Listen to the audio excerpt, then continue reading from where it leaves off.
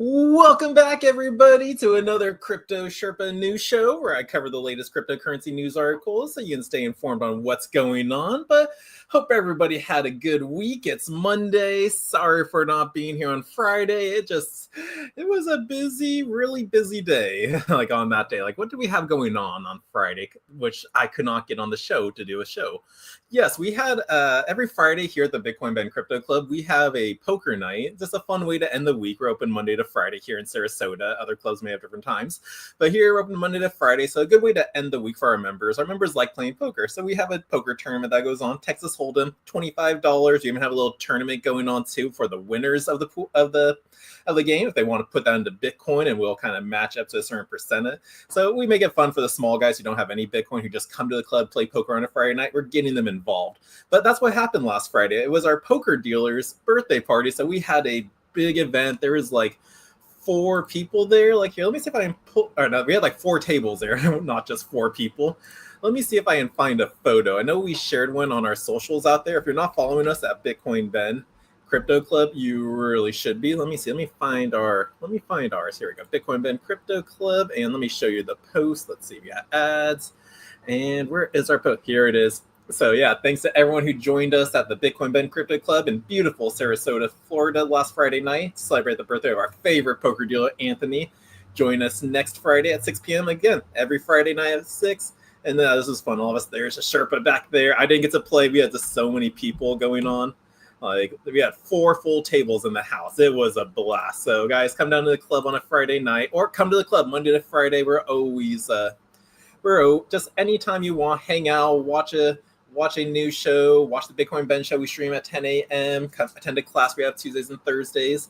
And yeah, but yeah, Bitcoin though, guys, is at 121,000. Where are we at right now? We're having a little dip right now. We're at $119,000, but we touched 123 yesterday. So this is a nice little healthy little correction dip. Like, I feel it's still blasting off to like 130, 140. Like, just because, again, we have so much good news. People are still buying the dips. Like, here we go.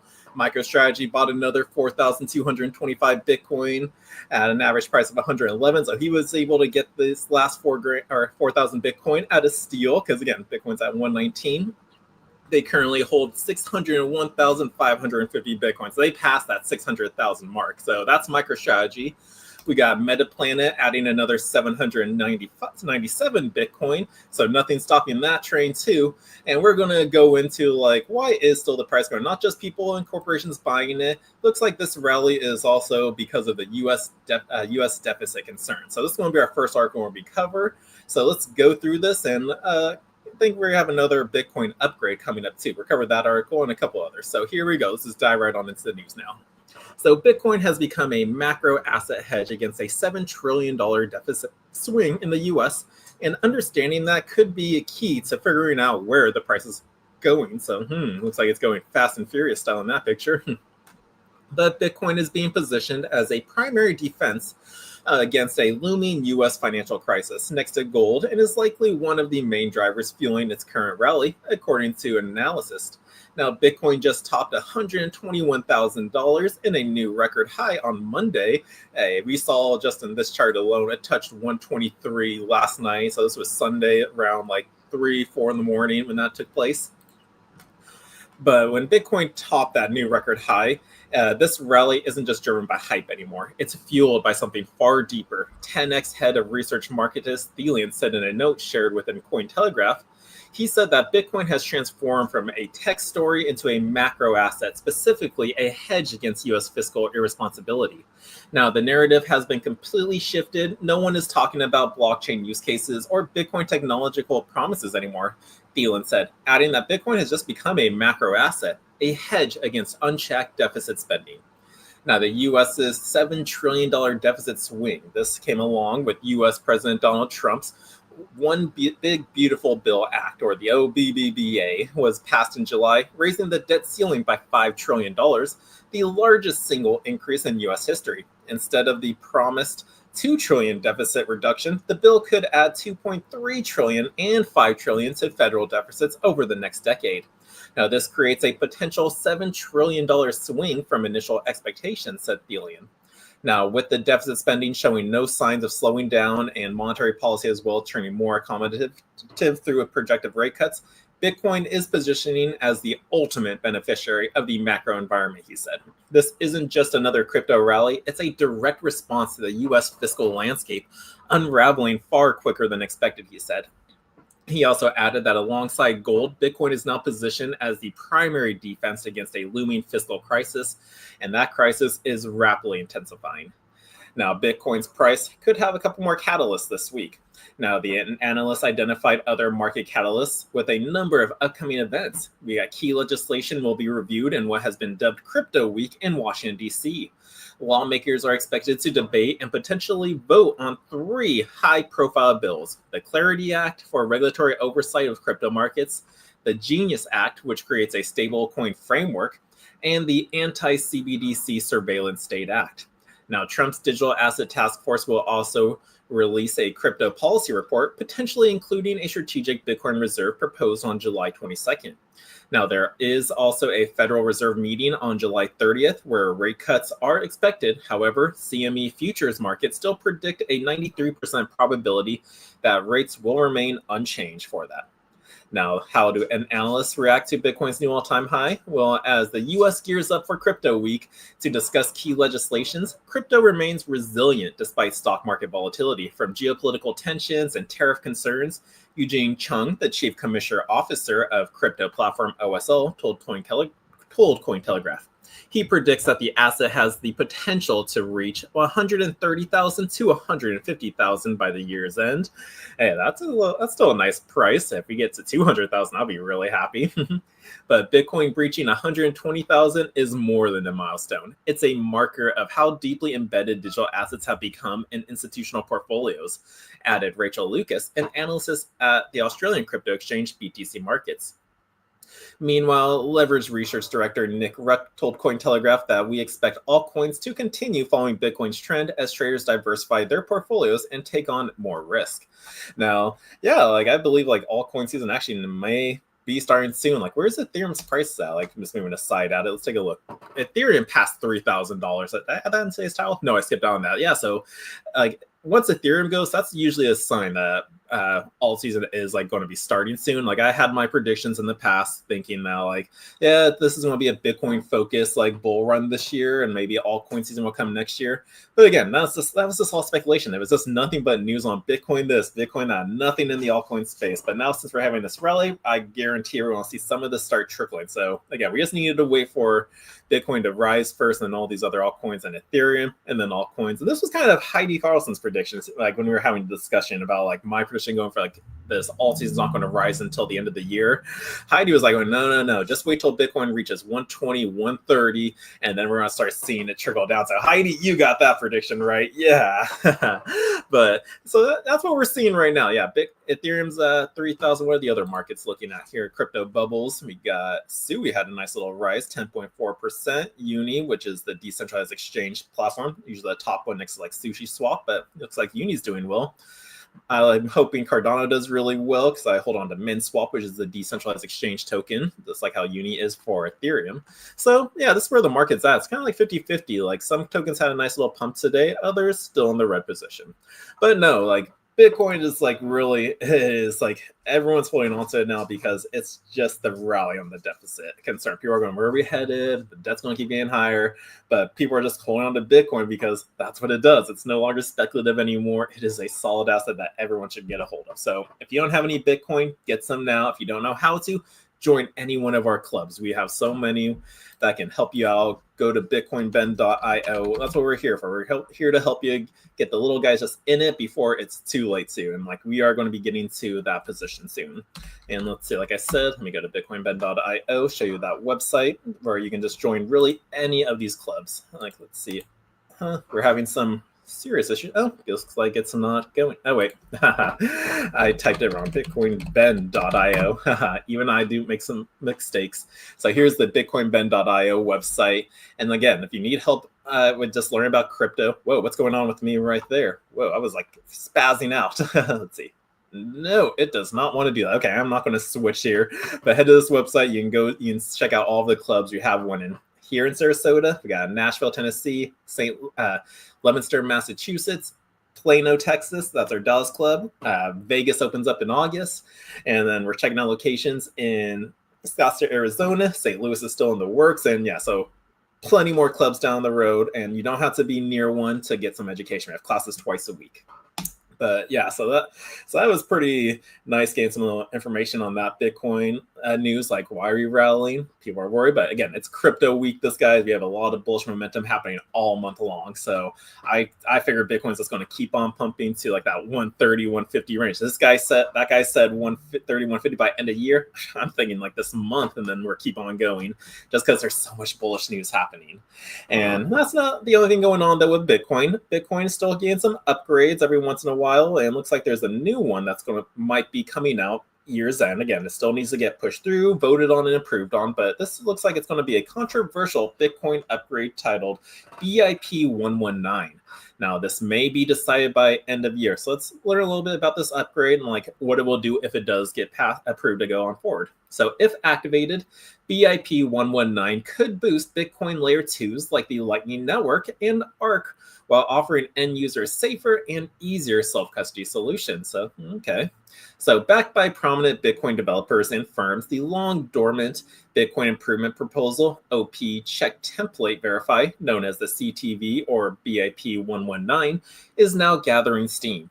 If finally approved, it could boost Bitcoin's scalability, security, and usability, particularly through the introduction of covenants and vaults that could improve self-custody and enable safer, smart Layer 2 applications such as the Lightning and Arc. Now, Bitcoin protocol upgrade are few and far between. They typically require years to activate thanks to the Bitcoin's decentralized governance structure. The last was Taproot back in 2021. But BIP 119, proposed by Jeremy Rubin in 2019, is getting closer. In fact, some developers have believed it could find consensus by the end of the year. Now, BIP 119 is an open letter to BTC's tech community. On June 9th, a group of 66 Bitcoin applications and protocol developers signed an open letter to the technical Bitcoin community urging adoption of BIP 119, as well as another proposal, the CSFS or BIP 348. Now, the signatories noted that the significant benefits that these changes would bring to end users of Bitcoin, including boosting to Bitcoin's Layer 1 security and Bitcoin Layer 2 scaling solutions. Among the signatories were influential developers such as Jameson Lopp and Andrew Polstra, as well as developers from Bitcoin-focused firms like Anchorage, Lukage Mining, and Alpine Labs. Now, significant progress is being made towards such consensus. Stephen Roos, the CEO of Second, told Cointelegraph that this week, while cautioning that activation isn't yet a done deal, still, Roos said approval could happen by the end of the year. Now, if so, what would that be? Or would that be important development for Bitcoin's community? Bruce answered. He said, "I believe it would be a big deal for Bitcoin. Certainly in the near term, this protocol upgrade would enable implementation of L2 style channels, also called Lightning Symmetry, which makes Lightning channels more practical and safer for end users." Now, any Bitcoin upgrade, including the BIP 119, are going to be significant because of how distributed the network consensus rules have become. Now, Daniel Gray, senior research analyst at Fidelity Digital Assets, told Cointelegraph that one of the most exciting aspects of BIP 119 is the introduction of covenants. And though that vaults continued, Gray said, users today have many options when it comes to securing their Bitcoin. But vaults add an additional layer that could potentially bring more comfort to self-custody users, as well as more security options with other custody solutions. Now, according to the developer's letter, the upgrade will allow better scaling solutions, vaults, and congestion control, as well as enable discrete log contracts where two or more parties agree to the exchange of money, depending on the outcome of certain events. Now, which would offer more privacy for some Bitcoin transactions. Now, Galaxy Digital's Alex Thorne wrote in a June 13th blog post that BIP 119, where it activated, would greatly enhance the ability to build better, safer methods of custody, create new forms of Layer 2 bridges, and much more. And it could serve to integrate Bitcoin with platforms that execute smart contracts on the Ethereum blockchain like Avalanche, Polygon, Arbitron, and others. Now, why do soft forks take so long to do? Because again, this guy's been working on it since 2019. Well, Bitcoin draws security from its decentralized structure, but it also makes important changes, sometimes called soft forks. Very difficult. The network has no board of directors to ratify decisions. It operates on an open source manner. And then for that reason, a meaningful change often requires years of painstaking consensus building. Now, this isn't all bad. The cryptocurrency is designed to be a long-term store of value, and so it should be resistant to short-term pressures and incentives, continued Thorne. But that doesn't mean Bitcoin should never be upgraded. The last upgrade, Taproot, activated in November of 2021, and that led to some unforeseen use cases. We had ordinals and its controversy, and that too could be making more developers hesitant this time around, according to Gray. Now, the discussions happening around OP-CTV showcase the complexity behind implementing any upgrade for Bitcoin on both a technical and social level. Now, what are covenants exactly? That's what would be coming with these BIP 119s. So it's difficult to determine the unexpected secondary effects that an upgrade like BIP 119 could bring, but it could draw in new users and innovate businesses. According to Gray, the introduction of covenants and through those vaults, which are cold storage repositories for long-term Bitcoin holdings, are particularly interesting. There are smart vaults that could allow a user to determine beforehand how much Bitcoin could be moved within a given time frame and where it should be sent. For example, a user could determine that no more than 0.1 Bitcoin can flow out of their vault and into their hot wallet per week, as explained in the recent blog. Now, this setup where a user restricts where and to whom they can send some of their Bitcoin is known as a covenant. Now, as Gray wrote in a recent Fidelity Digital Asset Research report, covenants could be useful for creating smart contracts previously thought to be too complex and too risky to implement on Bitcoin's layer 1. But BIP 119 author Rubin offers another example. A cold wallet could be set up where one customer support desk can help out without further authorization, move a portion of their funds to using multiple preset amounts into a lukewarm wallet operator by an isolated support desk, and then the support desk could then issue some funds to a hot wallet and then send the remainder back to the cold storage with a similar withdrawal mechanism in place. Now, here's a little example of how that would look like. So the smart vaults using controlled programs. An example of the smart vaults in practice. This source was from Jeremy Rubin. So we got the control CTX, the cold storage signing, TXAs, transaction, Yep, and that's what it basically follows. But why are Bitcoin upgrades, this again, so difficult? Bitcoin upgrades are difficult for several reasons, but an important one is that there is no established protocol for making major changes. Like the SegWit and Taproot upgrades, Rubin proposed a speedy trial consensus mechanism for the BIP 119, where activation would require 90% Bitcoin miner approval for this to take place. But back in 2022, he encountered robust community criticism for ceding too much power to Bitcoin miners. Now, one alternative is a user-activated soft fork, which requires node approval. Nodes are the individual computers that run the Bitcoin protocol. There are tens of thousands of these. By comparison, only 2 Bitcoin mining pools, the Foundry USA and Antpool, control 47% of the total Bitcoin hash rate. Now, developer Luke-Jr. for one, opened in 2023. That Bitcoin protocol improvement proposal should be activated using the more decentralized UASF process, which is more democratic and secure. And here showcasing the list of mining pools in comparison. They said Antpool and Foundry USA are the top, controlling at least 47%, but then there's still via BTC, F2 pool, Spider pool, Luxor. So that's remaining the rest of the hash rate and where it's all coming from. But in any event, momentum for BIP 119 seems to be building now as earlier critics have vanished and changed their minds, or just simply don't care as much anymore. I believe it would be a big deal for Bitcoin, certainly in the near term, Roos told Cointelegraph regarding the proposed upgrade. Now take the Lightning Network, a payment scaling solution on Bitcoin's network.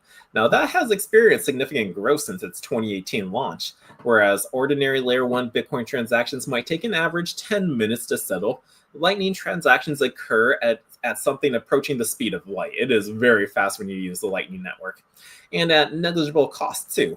The combination enables Bitcoin payments to be used for everyday, day-to-day purchases, such as a cup of coffee, Gray noted in a recent blog post. But this new type of digital commerce has to work virtually 100% of the time to be effective, and the technology isn't quite there yet. Gray suggested BIP 119 could help make it really scalable. Now, by improving the Lightning and enabling scalable layer 2s, it addresses key barriers like high fees and slow confirmations, which have limited mass use. Nassim, founder and president of the British Blockchain Association, told Cointelegraph, explained how BIP 119 could make this Bitcoin network more efficient for real-world applications and DeFi. Now here is showcasing a receipt of someone using the Lightning Network to pay for their meal at Steak and Shake. And yes, Steak and Shake a couple of weeks ago, has it been a month already, announced that they were accepting it during and yeah, you go to any kiosk there, you scan a Lightning Network and yep, Bitcoin payment method, Bitcoin Lightning Network. They spent 13,612 sats and yeah, $14, and they paid for the Bitcoin for their meal. Yeah, this was a receipt from a Florida Steak and Shake on July 3rd. But BIP 119 can do even more than this. Others believe the real improvements will be seen in the new protocols, primarily ARC and Bitcoin. Now, virtual machines-based bridges, Roos told Cointelegraph, ARC, like Lightning, is a Bitcoin Layer 2 protocol that works entirely through Bitcoin transactions and makes use of smart contracts.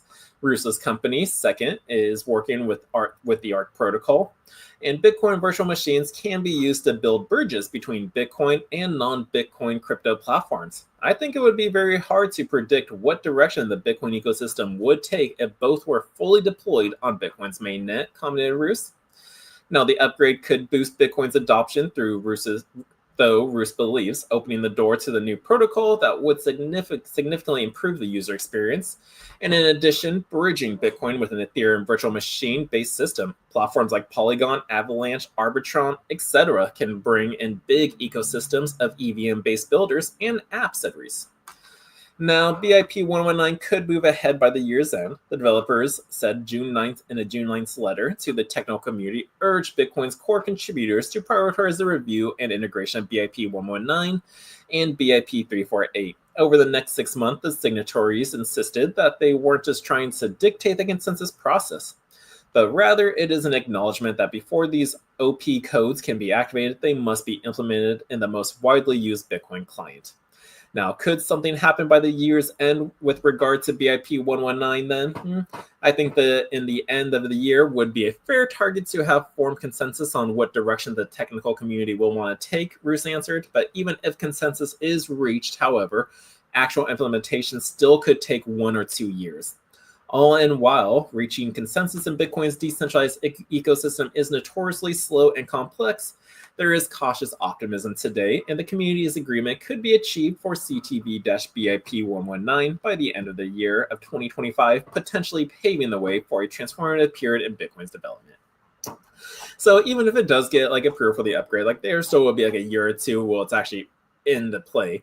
But no, again, Bitcoin doesn't need to not have upgrades, but it can always use it. Again, we got Taproot, we got Lightning Network channels other than it.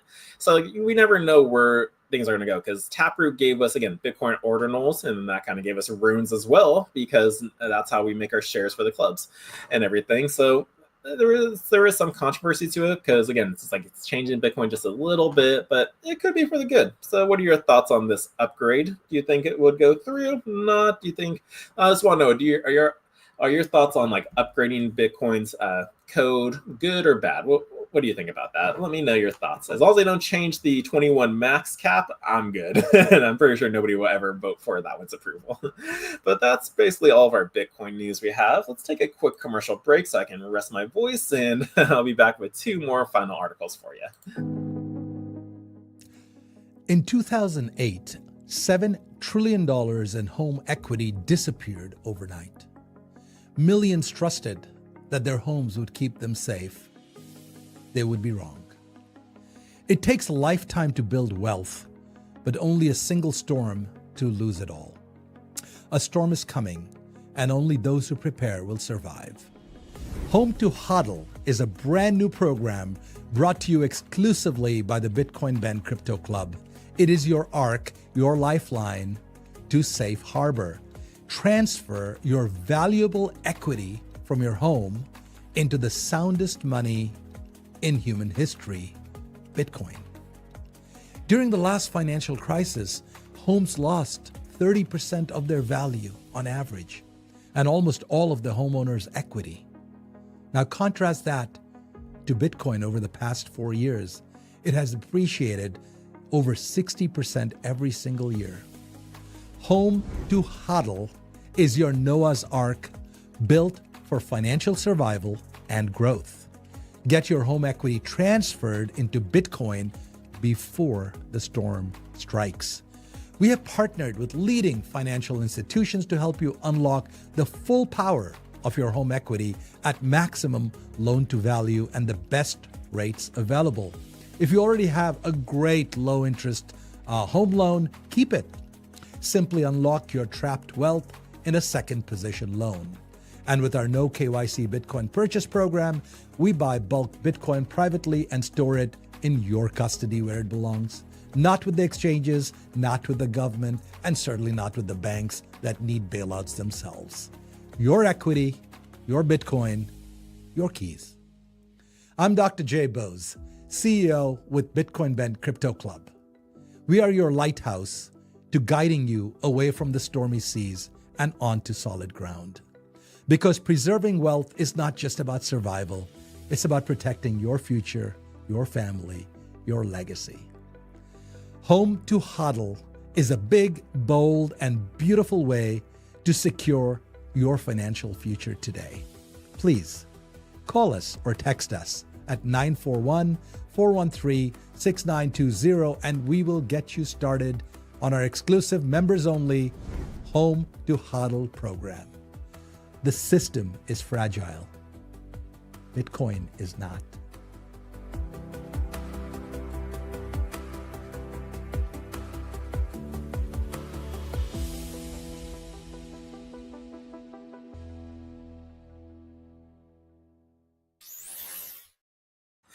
And we are back. And what's been going on since we've been starting the show? Well, let's see. Let's go back to Twitter, or X, formerly known. We like to follow Bitcoin mags every so in a while. Looks like Justin, NFL wide receiver Odell Beckham Jr. says so. Bitcoin is at an all-time high today. Safe to say, we still are happy with our decision to be paid in Bitcoin. And how can you not be? I love getting paid in Bitcoin. It's the best feeling ever because I didn't have to go through a centralized system to get it. But yeah, these guys accepted Bitcoin a couple of years ago, like during the dips, and yeah, they are in no regrets at all. And let's see, Grayscale files confidently for a US IPO with the SEC. We already covered this about Saylor buying it. And then looks like we have 45 days until we make a Bitcoin history in Hong Kong. So it looks like the Bitcoin Asia conference is taking place August 28th. Yeah, we talked about Bitcoin Strategy's latest purchase, and also publicly traded Metador Technology files to raise up to $900 million to accelerate its Bitcoin plan. So again, everyone's still adopting Bitcoin and is happy with their Bitcoin decision.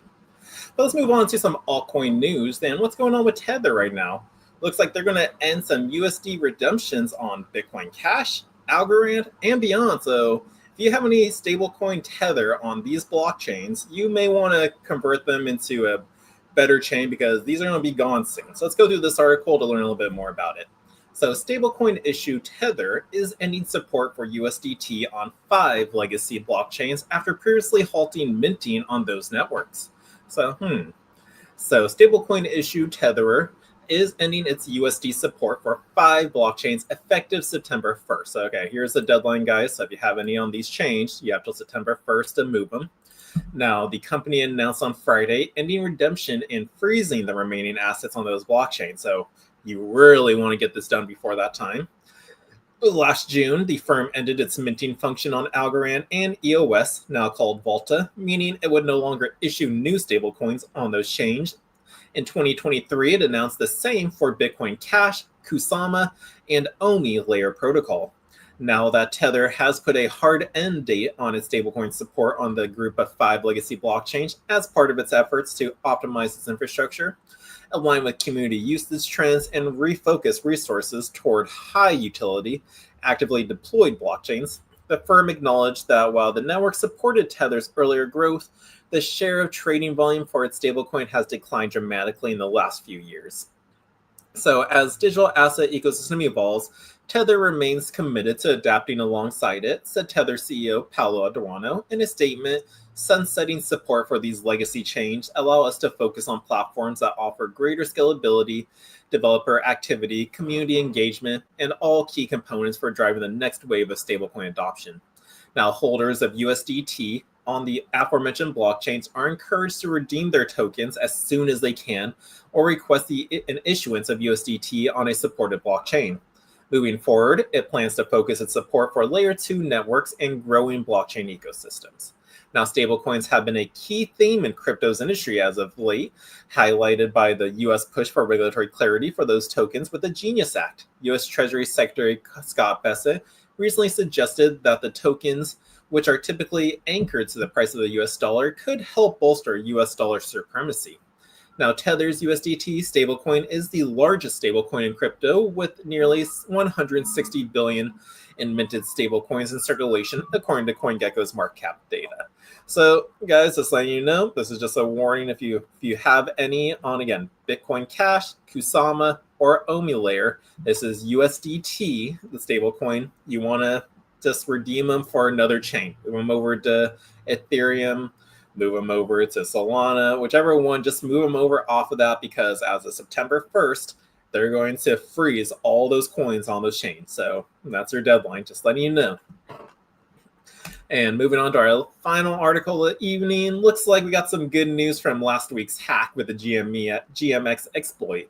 Hackers stole $40 million, and they were offering him a $4 million, $5 million white hat bounty for just returning the asset, and looks like he did it. So let's learn about, hear about this article, because if a bad actor would have done this, he would have kept the $40 million, put it to maybe on Tornado Cash, found ways to hide it, and then boom, he just got away with that money. But sometimes we do have some good hackers out there who are just exposing bad code, and then they get rewarded for doing so. But let's go hear a little bit about this. So the attacker behind the 40 million GME exploit has begun returning stolen crypto after accepting a $5 million white hat bounty offered by the GMX team.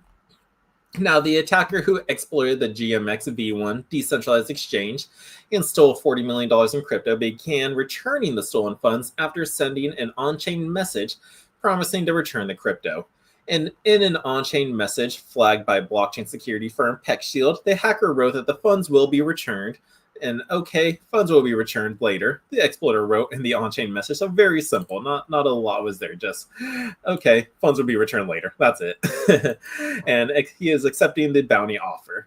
Now, hacker begins returning stolen crypto. Almost an hour later, the hacker started returning the crypto stolen from the attack, and at the time of writing, the address labeled GMX Explorer 2 had returned about 9 million in Ether to the Ethereum address specified by the GMX team in an on-chain message.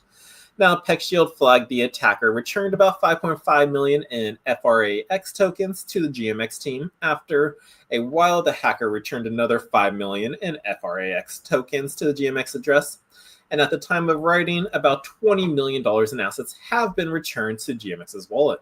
Now, the exploit on Wednesday targeted a liquidity pool on GMX V1, the first iteration of the perpetual trading platform deployed on Arbitron, and the attacker drained various crypto assets from its platform after exploiting a design flaw to manipulate the value of GLP tokens. Now, GMX offered a 5 million bounty to the attacker. In an X post, the team recognized the ability of the hacker and offered a bounty of 5 million to return the funds stolen during the attack.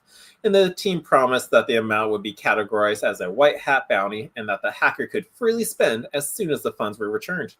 And you successfully executed the exploit. Your abilities in doing so are evident to anyone looking into the exploit transactions, GMX wrote. The white hat bug bounty of 5 million continues to be available. Now, the GMX team said that this would allow the hacker to remove the risks associated with spending stolen funds, and the team even offered to provide proof of the source of funds should the hacker require it. Now, in an on-chain message, the GMX team told also told the hacker that they would pursue legal actions in 48 hours if the funds were not returned. So in the message, the team said the hacker could take 10% of the stolen funds as a white hat bounty reward, as long as 90% of the crypto was returned to the address specified. So that's how it took place. He had 48 hours to do so.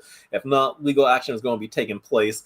But he did it. He started to, and then he just earned himself a nice $5 million. Not bad. If I were him, I'd put that into Bitcoin. Yeah, get as much as you can because, guys, it's getting scarce. I say it every single video because, again, some people just, it doesn't grasp their knowledge. It just doesn't stick how scarce this asset is. There's 21 million. How many people are in the world right now? Actually, I never actually looked that up. Should I ask ChatGPT that or just ask that in Google?